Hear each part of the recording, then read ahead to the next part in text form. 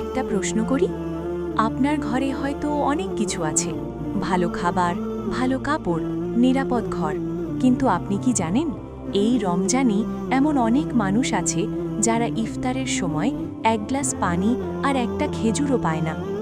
ইসলাম আমাদের শুধু রোজা রাখতে বলেনি, বরং আমাদের সম্পদের হক ও নির্ধারণ করে দিয়েছে।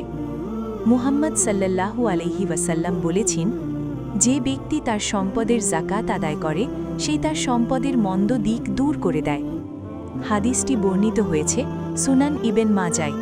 একটু ভাবুন, আপনার সম্পদের মাত্র অল্প একটা অংশ, কিন্তু সেই সামান্য অংশই কোনো গরিব মানুষের মুখে হাসি এনে দিতে পারে। হয়তো সেই টাকায় একটি পরিবার ইফতার করতে পারবে, একটি শিশু নতুন কাপড় পাবে, অথবা একটি ঘরে খাবার পৌঁছে যাবে। রমজানের এই শেষ দিনগুলোতে আপনার যাকাত যেন ভুলে না যান, কারণ আপনার সম্পদ থেকে যে অংশটা আপনি দিচ্ছেন সেটা আসলে আপনার নয়, সেটা ছিল গরিব মানুষের হক।